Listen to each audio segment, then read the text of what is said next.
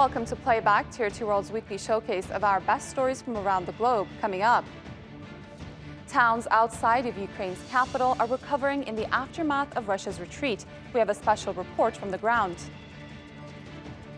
The fight for the French presidency heads off for a runoff between familiar foes, Emmanuel Macron and his far-right rival, Marine Le Pen. And Shahbaz Sharif becomes Pakistan's new prime minister.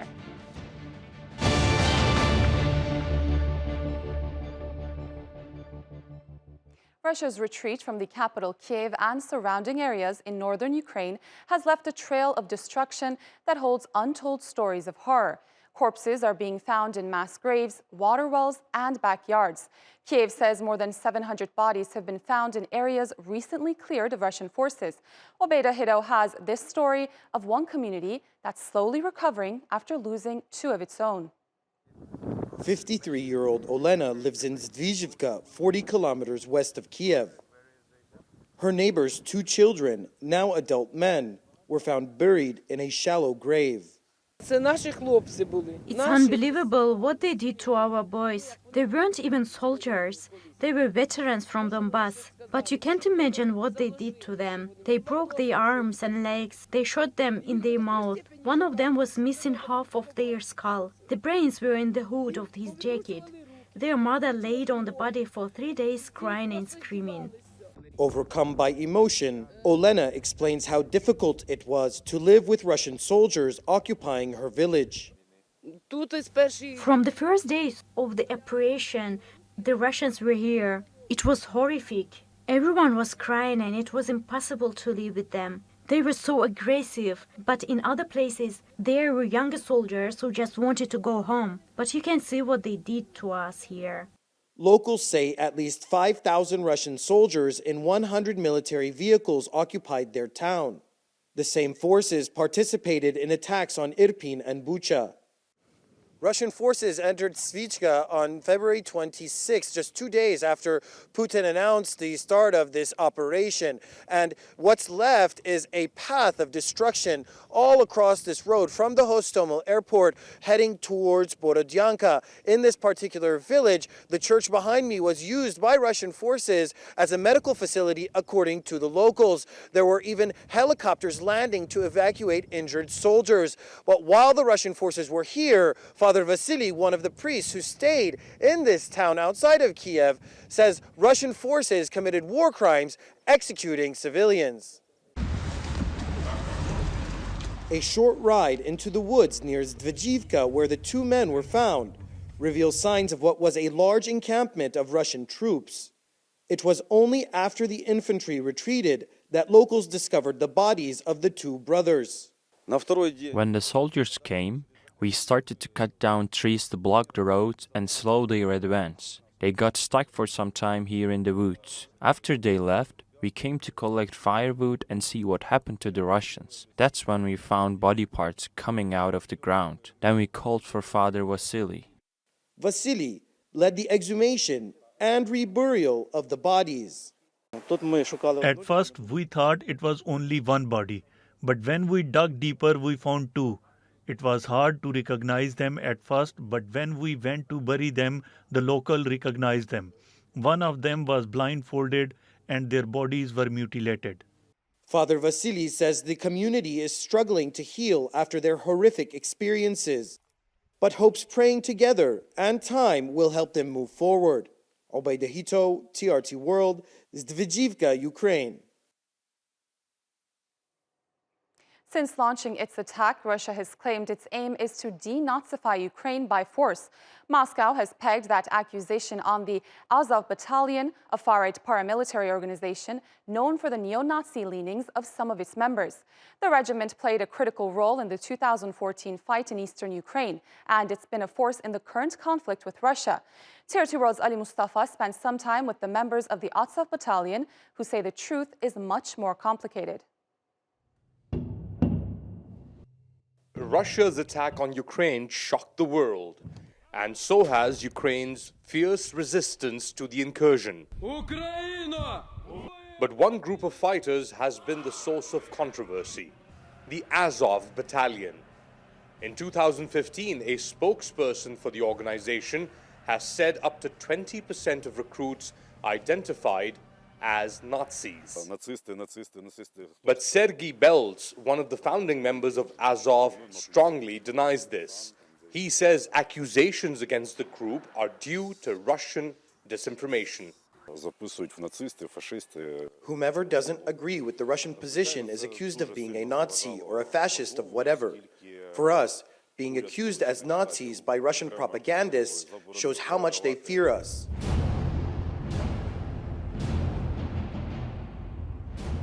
But in 2018, affiliates of the battalion carried out violent attacks against minority and LGBT communities. And Facebook has designated the regiment as a Tier 1 dangerous organization along with Daesh and the Ku Klux Klan, a US white supremacist group.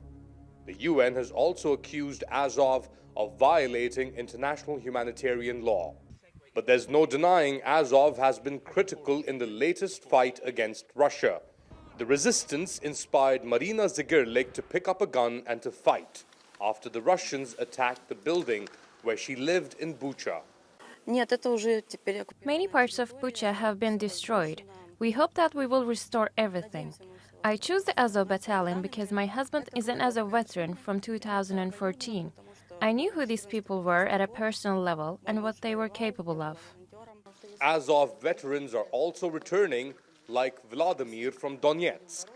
In 2014, I was working as a lawyer in one of the trade companies when the Russians invaded, claiming to protect us, Russian-speaking people, so I picked up a gun. I have done so once again, a decade later, to stop Russian fascism on my land. People trust Azov because we are sincere. Our movement has grown because our veterans have joined politics through the National Core movement, and people know this. Reports say some bodies of Azov members have been found with white supremacist symbols on their uniforms, like the black sun. Yet, in the face of Russia's assault, many Ukrainians still see Azov as heroes fighting against aggression from Moscow. Ali Mustafa, TRT World, Kiev. Meanwhile, in neighboring Poland, the number of Ukrainians who have taken refuge in the country is now more than 2.6 million. Many continue to arrive on buses and trains every day with just their belongings and without a plan. TRT World's Rahul Radhakrishnan met some refugees in the Polish city of Lublin. 35-year-old Natalia Tarasenko has just arrived in the Polish city of Lublin after a long trip from Bucha in Ukraine. She fled her hometown just before Russian troops took over. They've been accused of massacring civilians there in the weeks after. I know at least some people who were killed. It's just normal people, just friendly neighbors. But this isn't the last leg of her heartbreaking journey. She had to rush off to catch a train to Krakow, where her cousin lives. She doesn't have a plan of what's next, but she's hopeful she'll return to her hometown someday. Now I feel myself it's very hard to plan because my world just disappeared, destroyed. Now I can plan for 2-3 days and I'm afraid to plan for longer, like a month or a year. And even though I believe that we, the Ukrainian people, can win this war, I still run away from the fighting. But most of the 2.5 million Ukrainian refugees who've arrived in Poland in the last 7 weeks don't have a family member or friend to turn to. So generous Polish residents, with the support of donations from ordinary people across Europe, have swung open their doors to Ukrainians. Many also volunteer at coordination centers. For the youngest here, they block out the trauma with simple games, making new friends until they're once again on the move.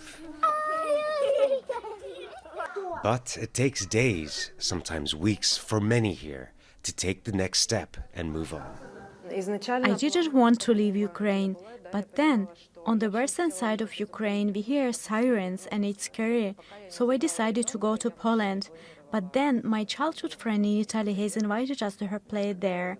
I'll try to work there, but after the war, I want to go back to Ukraine, to my Odessa. It wasn't easy for her, she says, but she puts on a brave face. Others aren't able to hold back the tears. 6 months pregnant with her second child, Karina's husband and parents are still in Ukraine. Но в голове, конечно, тревожно. Особенно, когда ты понимаешь, что близкие люди там остались.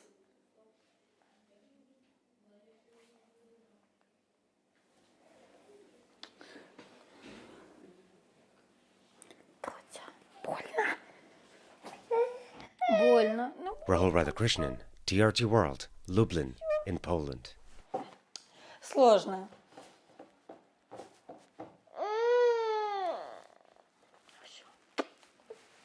Можно мы пойдем?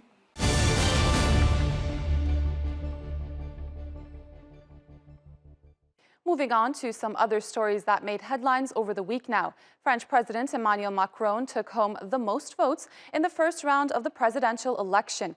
But no candidate won an outright majority, so he'll face off against his far-right rival, Marine Le Pen, in a runoff on April 24th. It's a repeat of the showdown 5 years ago when Macron first rose to power. But as Francis Collins reports from Paris, the country's political landscape has changed radically since then. The headline, direct from the printing press, is blunt.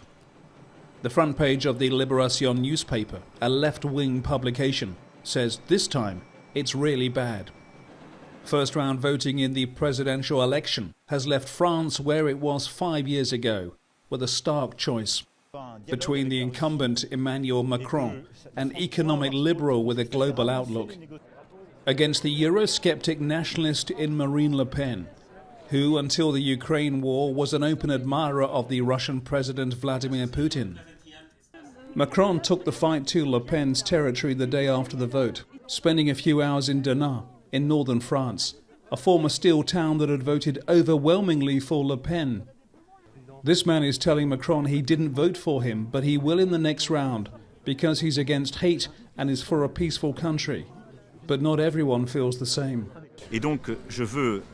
I know that there are people who will vote for me or abstain to block the National Front, but that doesn't mean that they will support my project. I want to try to convince people to do things with me and therefore complete the project, to go further, to build and be able to discuss. His rival, arriving to applause at her National Rally Party's campaign offices, spoke of her long years in politics as a reason for victory. This campaign allows us to reach the runoff without having lost our composure, our calm, our determination, and the absolute conviction that we can win this presidential election. She will also meet Macron face-to-face in a TV debate before the second round. It didn't go well for her 5 years ago, but her confidence appears high after Sunday's results. It's clear politically this remains a divided country because 30% of those voting supported far-right policies. Well, the fight is now on to vacuum up support from smaller candidates ahead of that second round of the presidential election. And that includes the 22% who voted for this man, Jean-Luc Mélenchon of the far-left France Unbowed party. He was very clear in telling his supporters not to cast a single vote for Le Pen. Vous ne devez pas donner une voix. We must not give a single vote to Madame Le Pen. But all major candidates who are out of the race, apart from former TV pundit Eric Zemmour, have now called for serious thought and tactical voting in round 2 to decide who's elected president for the next 5 years. Francis Collins, TRT World, Paris. To Pakistan now, where Shahbaz Sharif has been sworn in as the new prime minister a day after Parliament ousted Imran Khan. His election follows a week of tense political drama in the capital. Kamran Yusuf has more from Islamabad. Shahbaz Sharif is sworn in as Pakistan's 23rd prime minister following days of political turmoil in the country. In his first speech as prime minister, the 70-year-old emphasized his government's priorities. If we are to rescue the sinking ship, there is no other solution but to seek unity, unity, and unity. We need dialogue and not the deadlock to strengthen democracy and revive the economy. Unlike his predecessor Imran Khan, Shahbaz has avoided using rhetoric against the United States. Instead, he has sought better ties with all, including India. Shehbaz is the younger brother of Pakistan's three-time Prime Minister Nawaz Sharif. The younger Sharif has served as the Chief Minister of Punjab province. He is known for being an efficient administrator. The new Prime Minister has faced corruption allegations for years, but has never been convicted. Shehbaz Sharif spent 8 months in jail during Khan's rule as part of a money laundering investigation and will now occupy the Prime Minister's office behind me. Imran Khan, who was ousted from office in the early hours of Sunday, has been accused by his opponents of political and economic failures, but he insists he was removed as part of a US-backed plan. Former ruling party members quit the National Assembly in protest. We decided we cannot sit in a corrupt government with corrupt leaders who have murder cases, money laundering, extortion. They recently killed a journalist called Nazim Jokhio. We cannot sit with such people. The new Prime Minister takes charge at a time when Pakistan's economy is in dire straits. Inflation has remained in the double digits, while budget and trade deficits are at a record high. The economic challenges facing Pakistan are very severe, and we need a course correction, and a course correction really fast. Shehbaz has 15 months to seek that course correction when national elections are due later next year. But in that time, he is said to be severely tested by Khan, who will launch a nationwide protest campaign on Wednesday against his government's removal. Kamran Yusuf, TRT World, Islamabad. Meanwhile, in the UK, Prime Minister Boris Johnson and his Finance Minister Rishi Sunak have been fined by the police for breaking the government's own rules when the country was under strict coronavirus lockdowns. Johnson has apologized, but there's outrage at the behavior of the first sitting British Prime Minister to be found guilty of breaking the law. Simon McGregor-Wood reports. On Tuesday, British police issued another 30 fines for breaches of lockdown rules in Downing Street. Later it was confirmed the Prime Minister would be getting one of them. So too his wife Carrie and their next-door neighbour, Rishi Sunak, the Chancellor. All three attended a brief birthday gathering for the Prime Minister in the official residence in June 2020. The police believe it was an illegal gathering. I have to say, in all frankness, at that time, it did not occur to me that this might have been a breach of the rules. But of course the police have found otherwise, and I fully respect the outcome of their investigation.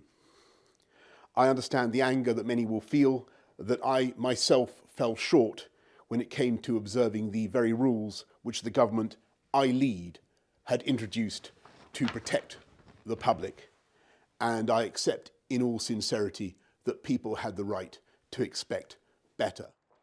Opposition politicians had earlier rushed to call for Johnson's resignation. The guilty men are the Prime Minister and the Chancellor. They've dishonoured all of that sacrifice. They've dishonoured their office. This is the first time in the history of our country that a Prime Minister has been found to be in breach of the law. And then he lied repeatedly to the public about it. Britain deserves better. The scandal has dogged Johnson's administration for months. He has been accused of lying to Parliament. For a while it looked as though members of his own party might force him out. His polling was at rock bottom over the issue. But the war in Ukraine has boosted Johnson's standing. He has led the West's response to Russia's aggression. He's forged a close relationship with the Ukrainian president, and his trip to Kiev last weekend went down well at home and abroad. It may yet save him. Boris Johnson's fate probably still lies in the hands of his own Conservative MPs.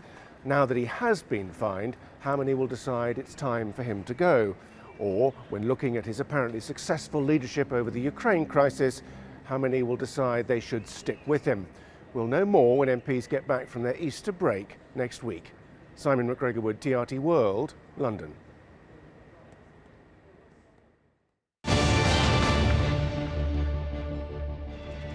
Still to come on Playback, we'll tell you more about Mexico's 2,000-year-old tradition of salt farming, and how Muslims in Kosovo are observing Ramadan despite an economic crisis.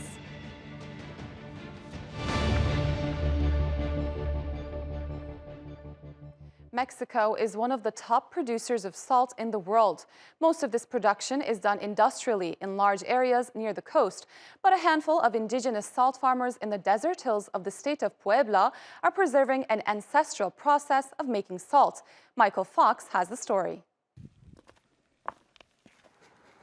Pedro Salas Diaz is a salt farmer in Zapotitlan, Salinas. He's 22 years old. He says he's been farming salt here since he was 10, and it's in his blood.